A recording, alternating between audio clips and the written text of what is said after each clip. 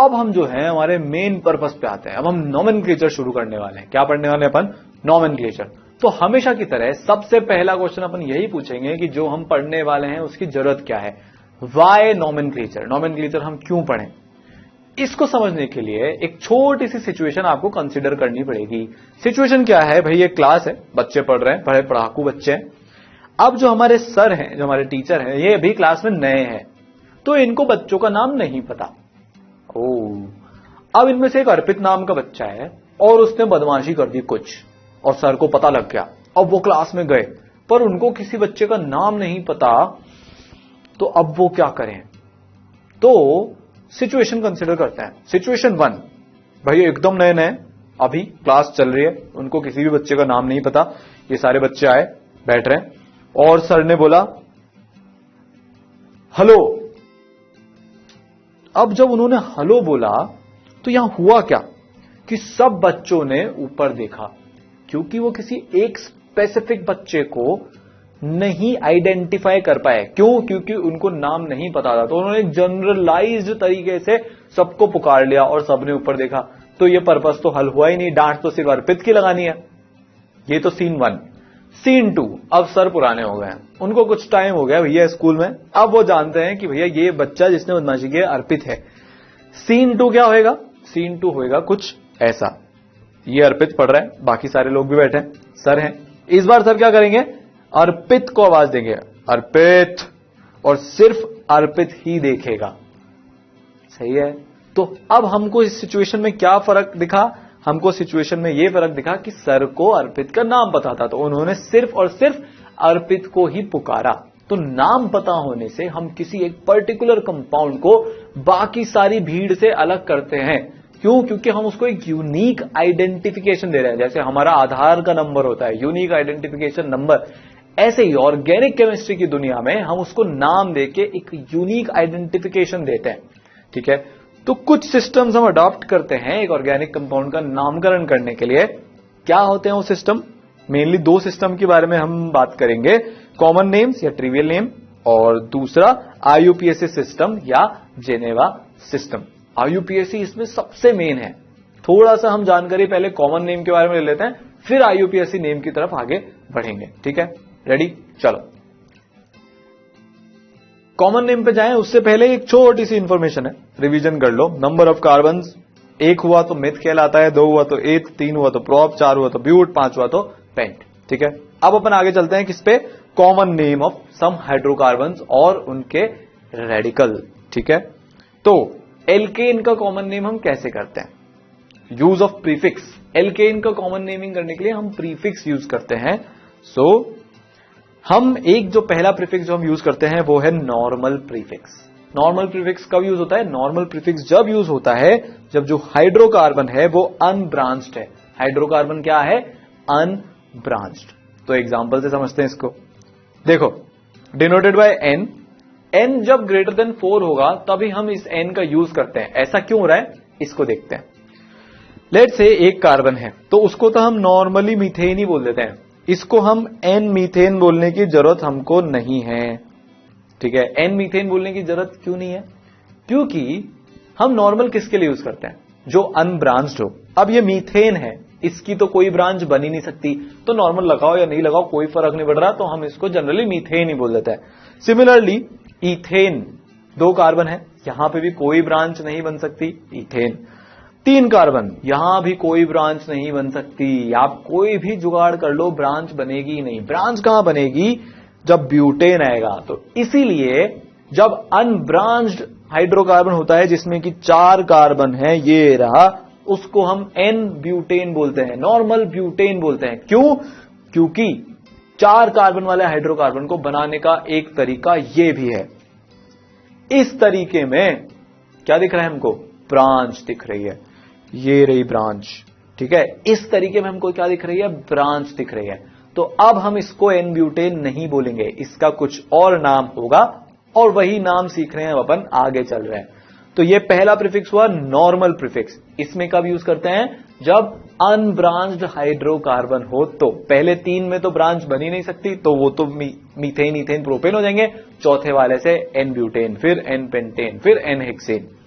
अगला प्रीफिक्स होता है आइसो प्रीफिक्स। आइसो प्रीफिक्स कब? जब अब हाइड्रोकार्बन में ब्रांचिंग शुरू हो गई है। जैसे कि अभी हमने 4 कार्बन वाला एग्जांपल देखा था जिसमें एक ब्रांच हमने देखी थी। तो जब एक सिंगल मिथाइल ग्रुप प्रेजेंट होता है सेकंड या second last carbon of straight carbon chain, तो हम आइसो प्रीफिक्स यूज करते हैं। वही वाला एग्जांपल हम वापस देखेंगे। ये रहा, ये कार्बन कौन सा है? ये 1 नंबर, ये 2 नंबर, ये 3 नंबर। तो सेकंड नंबर के कार्बन पे एक ये मिथाइल ग्रुप लगा हुआ है, तो इसका नाम क्या हो जाएगा? इसका नाम हो जाएगा अब आइसोब्यूटेन। ब्यूटेन क्यों? क्योंकि 4 कार्बन का हाइड्रोकार्बन है। आइसो क्यों? क्योंकि सेकंड नंबर के कार्बन पे एक मिथाइल लगा हुआ है। सिमिलरली जैसे ये है, तो इसका नाम बताओ क्या हो जाएगा? सबसे पहले कितने कार्बन का हाइड्रोकार्बन है? 5। क्या सेकंड वाले कार्बन पे एक मिथाइल ग्रुप लगाए, तो नाम क्या हो जाएगा? आइसो और पेंटेन। ठीक है। अगला, ये टोटल कार्बन कितने? 1 2 3 4 5 6, तो हेक्सेन होगा। और आइसो लगेगा क्या? क्या सेकंड कार्बन में मिथाइल है? बिल्कुल है। सो आइसो हेक्सेन। पर अब जैसे ये सीन है, इसको अब हम आइसो में यूज नहीं कर सकते। सिर्फ एक सिंगल मिथाइल ग्रुप लगा होना चाहिए सेकंड या सेकंड लास्ट कार्बन पे। यहां पे 2 ब्रांच हैं, 2 मिथाइल ग्रुप लगे हुए हैं, तो इसके लिए आइसो यूज नहीं होगा। ठीक है, समझ में आई बात? सो ये आइसो हेक्सेन नहीं कहलाएगा। अब एक एक्सेप्शन क्या है? एक्सेप्शन है ये कि ये आइसो ऑक्टेन कहलाता है, इसको आइसो ऑक्टेन नहीं बोलते। ठीक है। अब आपको कंफ्यूजन हो गया होगा कि यार ये आइसो ऑक्टेन है, ये आइसो ऑक्टेन नहीं है, ऐसा क्यों हो रहा है? इसका क्या हिस्टोरिकल रीजन है? ये जो आइसो ऑक्टेन है, ये इंडस्ट्रियली पेट्रोलियम वगैरह में काफी काम आता है पुराने जमाने से, तो तब से इसको आइसो ऑक्टेन के नाम से पुकारा जाने लगा था। तो वही नाम कैरी फॉरवर्ड हो गया, तो इसलिए यह कहलाया आइसो ऑक्टेन। तो जो दूसरा वाला है उसको अब हम आइसो ऑक्टेन नहीं बोल सकते। ठीक है, ये तो बात हुई आइसो प्रीफिक्स की। अगला प्रीफिक्स है नियो प्रीफिक्स। तो नियो प्रीफिक्स कब यूज होता है? पहली बात तो जो हाइड्रोकार्बन है वो ब्रांच्ड होना चाहिए। दूसरा, कब हम यूज करेंगे? जब 2 मिथाइल ग्रुप लगे हों सेकंड या सेकंड लास्ट कार्बन पे of straight carbon chain, then we use neo prefix. एक स्ट्रेट कार्बन चेन के सेकंड या सेकंड लास्ट कार्बन पे 2 मिथाइल ग्रुप लगे हों। एग्जांपल से समझ में आता है फटाक से। ये टोटल कार्बन कितने हैं इस हाइड्रोकार्बन में? 5। तो नाम क्या होगा? पेंटेन। प्रीफिक्स क्या लगेगा उसके आगे? नियो। तो नाम क्या हो जाएगा? Neo pentane. फिर टोटल कार्बन कितने हैं? 1 2 3 4, सेकंड कार्बन पे 2 मिथाइल, तो नियो हेक्सेन। ठीक है, ये क्या हो गया? Neo hexane. तो ये तो हमारे 3 प्रीफिक्स हो गए, नॉर्मल, आइसो, नियो। अब हम चलते हैं कि इस हाइड्रोकार्बन से हम हाइड्रोकार्बन रेडिकल बनाएंगे और फिर उन हाइड्रोकार्बन रेडिकल्स का हम नाम कैसे करेंगे। तो चलो अब आगे चलते हैं और देखते हैं कि अगर हाइड्रोकार्बन रेडिकल्स हुए तो हम उसकी कॉमन नेमिंग कैसे करेंगे। पहले ये देख लेते हैं कि रेडिकल क्या होता है। हाइड्रोकार्बन कितने तरह के होते हैं? 3 तरह के हो सकते हैं। ठीक है, एल्केन, एल्कीन और एल्काइन। एल्केन का जनरल फॉर्मूला आप जानते ही हो, CnH2n+2। इसमें सबके सब सिंगल बॉन्ड होते हैं। ठीक है, एल्कीन का जनरल फॉर्मूला आप जानते ही हो, CnH2n, और एल्काइन का CnH2n-2। अब अगर मेरे को इसका रेडिकल बनाना है तो मेरे को एक फ्री वैलेंसी जनरेट करनी पड़ेगी जिससे मैं इसको किसी के साथ बॉन्ड कर सकूं। तो फ्री वैलेंसी में कैसे जनरेट करूंगा? इनमें फ्री वैलेंसी जनरेट करने का तरीका होता है कि मैं एक H हटा लूं। जैसे मैंने एक H माइनस किया तो जो बनेगा वो कहलाएगा एल्काइल। तो कॉमन नाम तो यहीं से शुरू हो गया, हमने नामकरण करना तो यहीं से शुरू कर दिया, एल्काइल बोलेंगे हम इसको। ठीक है, इसका फॉर्मूला क्या हो जाएगा? एक हाइड्रोजन हमने माइनस किया है, उस एक हाइड्रोजन को जो मैं माइनस करूंगा तो CnH2n+1 इसका अब जनरल फॉर्मूला हो जाएगा। एक फ्री वैलेंसी के साथ है ये। एल्कीन में सिमिलरली एक H माइनस जनरल फॉर्मूला, मतलब ये कहलाएगा एल्किनाइल, और जनरल फॉर्मूला हो जाएगा CnH2n-1। ठीक है, बहुत बढ़िया साहब। और एल्काइन में एक H हटाऊंगा, एक H हटाऊंगा तो क्या बन जाएगा? एल्काइनाइल। तो इसका नाम क्या हो गया? एल्काइनाइल। और जनरल फॉर्मूला CnH2n-3। ठीक है, तो ये तो रेडिकल हो गए 3। कौन कौन से? एल्काइल, एल्किनाइल और एल्काइनाइल। ठीक है, चलो, तो सबसे पहले अपन जो है एल्केन से एल्काइल वाले को देखते हैं, उनका अपन नामकरण करते हैं कॉमन नेमिंग में। एल्केन से एक H माइनस किया, बना एल्काइल, ठीक है। तो CH4 है, उसमें से एक H माइनस करूंगा तो CH3, और ये रिएक्ट फ्री वैलेंसी, इसको क्या बोलूंगा? CH4 का मतलब क्या होता है? मीथेन। एल्केन से एल्काइल, तो ANE की जगह YL, तो METH, ANE की जगह YL, तो मीथाइल, ठीक है। अगर दो कार्बन हुए तो क्या हो जाएगा? इथाइल हो जाएगा। एक H हटाया, फ्री वैलेंसी जनरेट की, क्या हो गया? ये इथेन था, ये इथेन, तो इथेन से क्या हो जाएगा? इथाइल, ठीक है। बहुत बढ़िया, आगे बढ़ते हैं। तो चलो एक और एग्जांपल करते हैं। एग्जांपल है ये, इसमें से मैं अब एक H हटाऊंगा तो मेरे पास दो पॉसिबिलिटी है। यहां तो मैं H इन दो पोजीशन में से हटा दूं, आइडेंटिकल पोजीशन ही है, तो मेरे पास एक रेडिकल बनेगा, या फिर मैं एक H यहां से हटा दूं सेंटर वाली पोजीशन से, तो क्या बनेगा? दूसरे टाइप का रेडिकल बनेगा। तो दोनों को बनाते हैं, दोनों का नाम लिखते हैं। जब मैंने H यहां से हटाया तो मेरे पास नॉर्मल प्रोपाइल बना, ठीक है। अनब्रांच्ड हाइड्रोकार्बन, तो नॉर्मल प्रीफिक्स लगेगा, तो नॉर्मल प्रोपाइल। प्रोपेन से मैंने एक H हटा के रेडिकल बनाया, इसलिए नॉर्मल प्रोपाइल। दूसरा केस है ये, ठीक है। इसमें मैंने क्या किया? सेंटर वाले कार्बन से एक हाइड्रोजन हटा के रेडिकल बनाया, तो इसका जो नाम होता है वो एक एक्सेप्शनल नाम होता है, आइसोप्रोपाइल। ये एक्सेप्शन है। एक्सेप्शन क्यों? क्योंकि आइसो तो हमें क्या बताता है कि सेकंड नंबर के कार्बन पे अगर मीथाइल लगा हो, पर यहां पे तो हमने जिस कार्बन से हाइड्रोजन हटा के फ्री वैलेंसी बनाई है रेडिकल बनाने के लिए, उसी कार्बन पे मीथाइल लगाए, तो टेक्निकली तो यह आइसो नहीं होना चाहिए था, पर ये एक्सेप्शनल केस है, तो इसको हम आइसोप्रोपाइल बोलते हैं। आपको कॉन्स्टेंटली आगे दिखता जाएगा, तो इसको ध्यान रखना है कि ये वाला जो ग्रुप है ये आइसोप्रोपाइल ग्रुप होता है, एक्सेप्शनल ग्रुप है ये, ठीक है। C4H10, अच्छा C4H10 चार कार्बन, ये है एल्केनी, क्योंकि CnH2n+2 जहां पे n=4, तो ये मेरा कंपाउंड क्या है? ब्यूटेन, ठीक है। इसको बनाते हैं। इसको बनाने के दो तरीके हैं, एक या तो आप आइसोब्यूटेन बना लो, या फिर एक एन ब्यूटेन बना लो, है ना। तो दोनों बना के देखते हैं। पहले मैंने क्या बनाया? पहले मैंने बनाया, ये क्या है? एन ब्यूटेन, नॉर्मल ब्यूटेन है ये वाली। अब इसमें क्या है? मेरे को दो पोजीशन दिख रही है फ्री वैलेंसी बनाने के लिए, हैश वाली पोजीशन, सर्कल वाली पोजीशन। दोनों सर्कल वाली पोजीशन आइडेंटिकल, दोनों हैश वाली पोजीशन आइडेंटिकल। सर्कल वाली वैलेंसी से अगर मैंने सर्कल वाले पे फ्री वैलेंसी बनाई तो क्या बनेगा? N butyl. एन ब्यूटेन से बनाए तो एन ब्यूटाइल, ठीक है। तो ये एक H हटाया, एन ब्यूटाइल। और अगर मैंने हैश वाली वैलेंसी हटा ली तो फिर क्या बनेगा? 2 डिग्री ब्यूटाइल। क्यों? क्योंकि जो फ्री वैलेंसी जनरेट हुई है वो 2 डिग्री कार्बन पे हुई है, ये दोनों 2 डिग्री कार्बन है, तो इसलिए क्या हो जाएगा? 2 डिग्री ब्यूटाइल, ठीक है। अब मैं क्या काम कर सकता हूं? मैं आइसोब्यूटेन बना सकता हूं, ठीक है। मैं क्या बना सकता हूं? आइसोब्यूटेन, ठीक है। अब आइसोब्यूटेन को देखते हैं। इस आइसोब्यूटेन में भी मेरे को दो तरह से दिख रहे हैं, मैं दो तरह से फ्री वैलेंसी बना सकता हूं। सर्कल वाली पोजीशन तीनों आइडेंटिकल हैं, हैश वाली पोजीशन ये अलग है। सर्कल वाली पोजीशन से अगर मैं बनाऊंगा तो क्या होगा वो देखते हैं। उसका नाम क्या करेंगे अपन? सर्कल वाली पोजीशन से आइसोब्यूटाइल, ठीक है। फ्री वैलेंसी मैंने क्या बनाई? ये। नंबरिंग में कहां से शुरू करूंगा? 1 इधर से, तो 2 पे क्या है? मीथाइल ग्रुप, इसलिए क्या हो जाएगा? आइसोब्यूटाइल। आइसो प्रीफिक्स क्या होता था? जिसमें 2 पे हम मिथाइल ग्रुप को लगाते थे, तो इसलिए आइसोब्यूटाइल। अब अगर मैंने यहां पे फ्री वैलेंसी बना ली, इसका हाइड्रोजन हटा लिया, तो 3 डिग्री पे फ्री वैलेंसी बन रही है। 3 डिग्री मतलब जिसको 3 कार्बन से हमने अटैच कर रखा है, तो ये क्या कहलाएगा? 3 डिग्री ब्यूटाइल, या फिर टर्सरी ब्यूटाइल बोल देंगे इसको, है ना। बात समझ आई? इसमें एक एग्जांपल और देख लेते हैं, फिर एल्कीन की तरफ बढ़ेंगे, ठीक है। जहां पे आपको क्या दिख रहा है? ये कार्बन, ये कार्बन, ये कार्बन, ये कार्बन, कहीं से भी फ्री वैलेंसी बना लो, आइडेंटिकल है, सब एक जैसे ही है। कंपाउंड कौन सा है ये?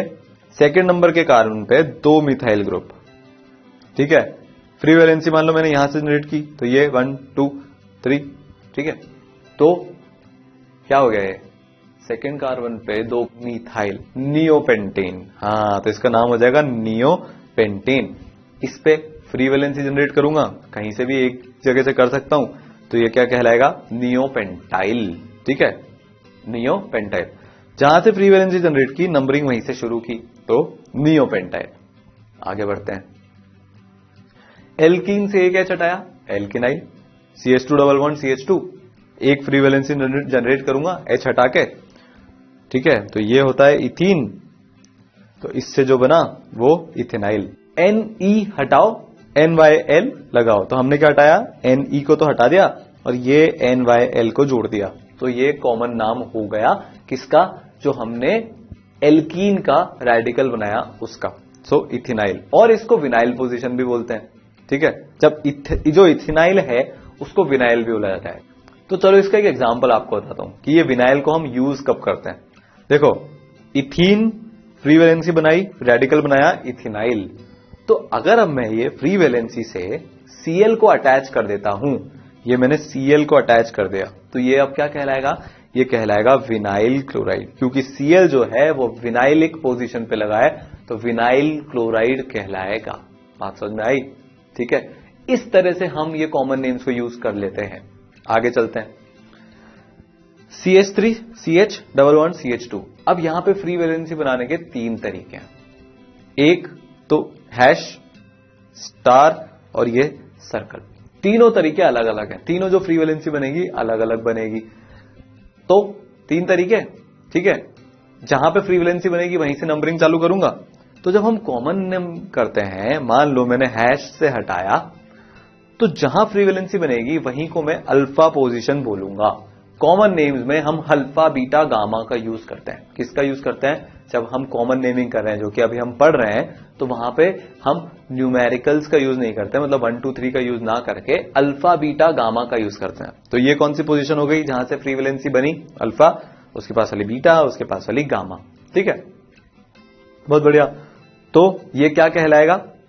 ये है मेरा प्रोपीन। तो इसको मैं क्या बोलूंगा? इसको मैं बोलूंगा, देखो जो डबल बॉन्ड है वो बीटा पोजीशन पे है, तो ये कहलाएगा बीटा प्रोपिनाइल। क्या कहलाएगा? बीटा प्रोपिनाइल, और इसको अलाइल भी बोलते हैं। नेक्स्ट देखते हैं। सर्कल वाली पोजीशन से मैं हटाता हूं अब, तो क्या होगा? अल्फा हम कहां बोलेंगे? जहां पे फ्री वैलेंसी है। और डबल बॉन्ड भी क्या इसी पोजीशन पे है? अल्फा पे ही तो है, यहीं से तो चालू हो रहा है। सो ये कह जाएगा अल्फा प्रोपिनाइल। क्या हो जाएगा? ये अल्फा प्रोपिनाइल। अब अगर मैंने स्टार वाली पोजीशन से हटाया, तो इसको अपन क्या बोलेंगे? इसको अपन बोलेंगे आइसोप्रोपिनाइल। ठीक है, आगे बढ़ते हैं।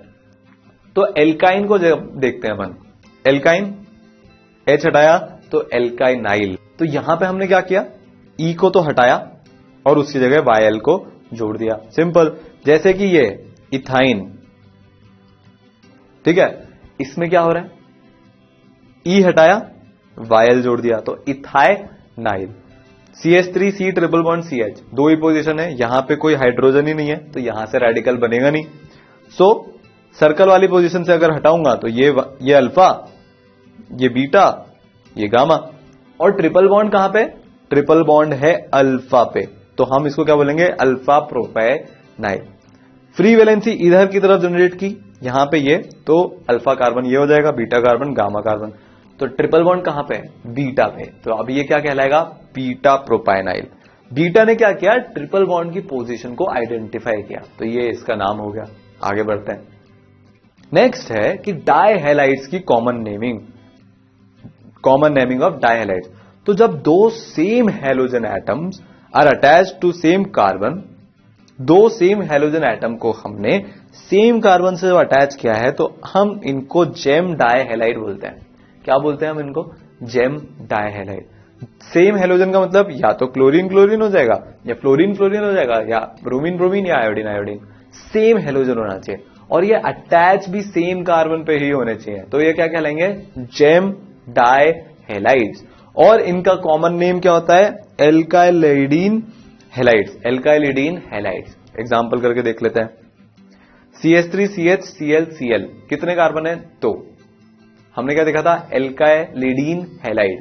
तो इसका नाम क्या हो जाएगा, 2 कार्बन है तो नाम हो जाएगा इथाइलिडीन क्या, क्लोराइड, क्योंकि हमने क्लोरीन यूज किया है तो क्लोराइड, फ्लोरीन यूज करते तो फ्लोराइड, आयोडीन तो आयोडाइड, सिमिलरली ब्रोमाइड, है ना। अब पर अगर ये केस होगा तो आप क्या नाम दोगे इसको, सोचो जरा। ये क्या है, आइसोब्यूटेन, ठीक है। तो इसका नाम हम क्या देंगे, इसका नाम हम देंगे आइसोब्यूटाइलिडीन आयोडाइड। क्या नाम देंगे, आइसोब्यूटाइलिडीन आयोडाइड, क्योंकि आइसोब्यूटेन से हमने इसको बनाया है, ठीक है। आगे चलते हैं। जब 2 same halogen atom adjacent carbon पे अगर अटैच हुए तो ये कहलाते हैं विसिनल डाइहैलाइड्स, और common name of such compounds are alkylene halide. क्या हो जाएगा इनका कॉमन नाम, एल्काइलिन हैलाइड। बहुत सिंपल है। उधर क्या था, एल्काइलिडीन, जब सेम कार्बन पे थे, जब एडजेसेंट कार्बन पे हैं तो एल्काइलिन हैलाइड, ठीक है। चलो जैसे कि ये केस है, ये क्या दिख रहा है आपको, प्रोपेन, तो इसका नाम क्या होगा, इसका नाम हो जाएगा प्रोपाइलीन आयोडाइड। क्या नाम हो गया इसका, प्रोपाइलीन आयोडाइड। तो ये हमारी डाइहैलाइड्स की भी कॉमन नेमिंग हुई। अगला सिस्टम जो है वो होता है ट्रिवियल सिस्टम। तो आईयूपीएसी सिस्टम में जाने से पहले हम एक काम करते हैं, ट्रिवियल सिस्टम को भी देख लेते हैं। ट्रिवियल सिस्टम में क्या होता है, ट्रिवियल सिस्टम में होता है कि जब इनिशियली ऑर्गेनिक कंपाउंड जब हम ले रहे थे नए नए, तो आपको पता है बर्जीलियस में क्या हो रहा था कि सिर्फ लिविंग ऑर्गेनिज्म में ही ऑर्गेनिक कंपाउंड बन सकते हैं, वाइटल फोर्स फ्री। तो उस टाइम पे अपन ने क्या किया था कि जो नाम रख रहे थे ऑर्गेनिक कंपाउंड्स के, वो उन सोर्सेस के बेसिस पे रख रहे थे जिससे कि हम ऑर्गेनिक कंपाउंड्स को ऑब्टेन कर रहे थे। जैसे कि कुछ एक एग्जांपल मैं आपको बताऊं। अपन एक टेबल बनाते हैं, ठीक है। अब इस टेबल में हम ऑर्गेनिक कंपाउंड, उसका ट्रिवियल नेम और उसका सोर्स देखने वाले हैं, ठीक है। पहला अगर मैं देखूं CH3OH, तो इसका ट्रिवियल नेम क्या है, वुड स्पिरिट। वुड स्पिरिट क्यों है, क्योंकि ये ऑब्टेन हुआ था destructive distillation of would say. किससे ऑब्टेन हुआ था ये, destructive distillation of would say, ठीक है भाई, बहुत बढ़िया, ठीक है। ये कौन सा फंक्शनल ग्रुप है, ये एल्कोहल का फंक्शनल ग्रुप है। अगला क्या है, NH2 C double bond O NH2, इसको तो आप जानते ही हो क्या होता है, ये यूरिया, और ये ऑब्टेन किससे हुआ था, यूरिन से, इसलिए इसको हम क्या बोलते हैं, यूरिया बोलते हैं। थर्ड CH4, इसको हम क्या बोलते हैं, मार्श गैस। इसका पुराना नाम, अभी तो हमको पता है मीथेन है, पर जो इसका पुराना नाम है ये मार्श गैस है। ये हमको मार्शी प्लेसेस से मिलता था, इसलिए हम इसको क्या बोलते हैं, मार्श गैस। चौथा एग्जांपल CH3COOH, एसिटिक एसिड इसका अभी का नाम है। पहला इसका पुराना नाम है विनेगर। विनेगर वही है जो हमारी चाउमीन पास्ता वगैरह में खटाई करता है। पानी आ गया मुंह में। हाँ, तो विनेगर का, विनेगर पे थे अपन, हाँ। ये विनेगर से ऑब्टेन होता था, इसलिए इसको विनेगर। और पांचवा HCOOH, फॉर्मिक एसिड, अभी तक भी ये नाम बहुत फेमस है, कैरी फॉरवर्ड हो गया है। किससे मिलता है ये हमको मिलता है फॉर्मिकस रेड एंड, ठीक है। तो ये हमको इससे मिलता है, रेड एंड से, इसलिए इसको क्या बोला, फॉर्मिक एसिड। तो ये तो अपना आईयूपीएसी से पहले तक का कॉमन नाम, ट्रिवियल नाम हो गया। अब जो अपना फोकस है वो सबसे इंपॉर्टेंट चीज पे जा रहा है नोमेनक्लेचर में, और वो है आईयूपीएसी नोमेनक्लेचर।